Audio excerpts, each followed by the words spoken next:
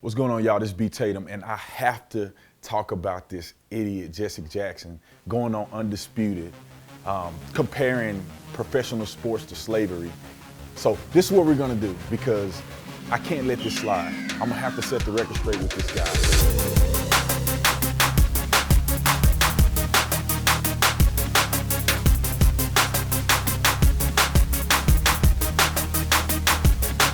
We're gonna sit here and we're gonna watch the video together, and I'm gonna pick apart his ridiculous arguments and his race hustling that he do on a day-to-day basis. Check it out. Let's roll. How much impact do you think the protests have had so far? It has raised the consciousness about a lot of issues. For example, the real ownership of the league does not reflect national IQ. It says a lot about the social strata. All right, go ahead, stop it. Go ahead, stop it. For the love of God, if he could just speak proper English. I don't know what social strata is, but he's talking about it not reflecting the American people, which is disingenuous at best, because most people in America still to this day, I mean, you can look at stats, you can look at polls, you can look at NFL numbers. We're dissatisfied with the fact that these idiots are still taking a knee. Let's keep rolling. The song itself has great meaning to us, the national anthem, but it's written by a slave owner, Francis Scott Key, and they never sing the third verse. No refuge could save the hireling and slave from the terror of flight and the gloom of the grave. That's in that same song. And it never was about the flag. That's Mr. Trump's issue. The issue was about racial disparities. All right, just stop it right there. So we got 2 points that he's trying to make that's absolutely ridiculous. First of all, they always bring up the same foolery. They're always talking about the fact that Francis Key wrote the national anthem and that he was a slave owner. But they sit here and they harp on the First Amendment, the First Amendment, the First Amendment. Well, James Madison owned slaves too, and he wrote the First Amendment. So if you can't have it both ways. You can't be a hypocrite on one end and then talk about it on the second end and be disingenuous. And then the second part, to sit here and lie and say that this protest wasn't initiated, it had nothing to do with the anthem or the flag, is ridiculous. Colin Kaepernick, last year in the preseason to NFL.com, he specifically said that he's not gonna stand and show any respect to a flag that oppresses black people and people of color. So if you're gonna try to tell me that it's not about the flag, you're lying. You're lying to me, you're lying to the American people, and we're not that stupid. Let's keep rolling. And the issue had to do with Rodney King beat nearly to death and the 4 police who beat him walked free. Trayvon Martin killed and the killer walked free. Diallo killed in New York and the police walked free. And so we knelt before the flag. He didn't desecrate the flag. He didn't try to burn the flag. He didn't put up a Confederate flag, which is an anti-American flag. My father had to sit behind Nazi prisoners of war on American military bases. He had to sit behind the Nazis on American military. There.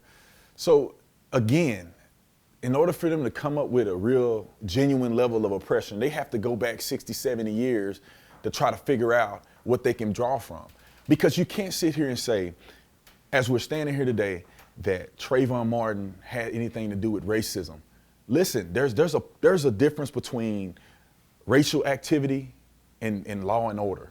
There's a difference between going through court proceedings, a jury not being able to come to a conclusion beyond a reasonable doubt, and somebody just getting off. Trayvon Martin was a very unfortunate situation, and I think the guy responsible was completely wrong, and I think that, you know, he acted stupidly.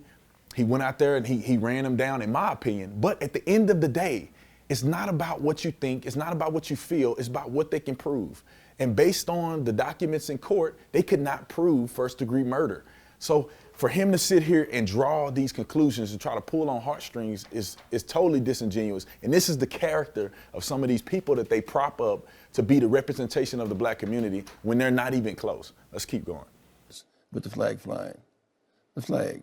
And this is not about the flag. We honor the flag, but the flag must represent all of us, and oftentimes it does not. Chris? Colin Kaepernick took a stand. Not sure he realized he was risking his job, but it appears he has lost his job. What has he meant to you as sort of the face of this movement within the National Football League? In the same tradition of Muhammad Ali, who, when he changed his name, and affirmed his religious position against the war. They took his title. He said, "You can have the title, but you can't have the championship because Wait, I hold won on a that." second. Let's talk about Muhammad Ali real quick, because Muhammad Ali was a great fighter. Don't get me wrong. Muhammad Ali stood up for what he believed, but the fact of the matter is that Muhammad Ali dodged going into war. I don't understand how you can equate that to somehow he's being heroic. He pretty much cowered out and didn't want to go to war, and so he had to do some time. And don't give me that crap about it's because of his religion. Listen, you serve this country. There's a lot of people that probably didn't want to go to war, but they had to do it anyway. But he would change his name and go through the process of doing that just to do some jail time so he can avoid going to war. It doesn't matter if you agree with it or not. If you're in this country and they draft you, then you got to go to war. Keep rolling. In this Kurt Flood, you cannot sell. You cannot sell me. All free agents around the world owe their wages and their benefits to Kurt Flood, who paid the price of rebelling against the system of oppression. And in many ways, it is oppressive. To go from picking cotton balls to picking footballs and basketballs without freedom is not very much progress. It's just a lateral move. Hey, hold on a second. I can't believe he just tried to compare picking cotton with playing a sport like football. He literally said that picking cotton and playing football, we have made no progress in this country. It's just a lateral move. He said it's a lateral move from going from being beat, being in the field, not making any money, no benefits, getting raped. All the stuff that slaves went through, no dignity, no education. And then you turn around today and you look at the NFL, they're getting paid millions of dollars. The league minimum is well over $400,000. So if you're not a millionaire, you're still making more than most population in this country. And you're talking about benefits, you're talking about retirement, you're talking about building a brand, building a name for themselves, setting their families up for life, just to play a sport. And you're gonna tell me that that's a lateral move? It makes me so upset when I see people do stuff like this, because what he's doing is he's trying to play on your heartstrings. He's trying to play on the racial emotions that people have felt in the past and trying to drag that into the future. There is no comparison between slavery and professional sports. Keep rolling. In football, the reason why so many guys are standing when the president says fire them, and we're talking about sons of bitches. These boys are not sons of bitches. They're sons of mothers who produce champions. They're not sons of bitches. They're sons of mothers who produce champions. That's what they really are. And he comes that strong, and the president comes that strong. These guys have no guaranteed contracts. Unlike basketball or baseball, there are no guaranteed contracts. So you stand today, but you don't play tomorrow. All right, let's stop there. I want to address two things that he just said. He tried to do the SOB comparison. Their mothers, they're on SOBs. Their mothers are women who have created champions. Now, what he conveniently want to leave out is that some of these players are going to prison abusing women. So I'm not saying that it's totally conclusive to say everybody's a SOB, but at the same time, don't try to paint everybody as if they're saints. You got players in the NFL that are doing crimes as we speak. Players in the NFL that's been investigated for homicide and all kinds of other stuff. So if you're going to be genuine about it, then you need to tell both sides of the story. And I think that he's conflating the two. Donald Trump wasn't talking about the good, decent players, the players who are standing up. He's talking about the people who are kneeling on the anthem and that are being disrespectful. In the second part, let's talk about these contracts, right? You're getting paid, for instance, you get a $100 million contract. Yeah, the contract may not be guaranteed, but in the contract is guaranteed money. So for instance, if you get $100 million and they guarantee you $20 million, no matter what happened to you, you get hurt, you decide you don't want to play no more, you quit the team, you're still going to make $20 million.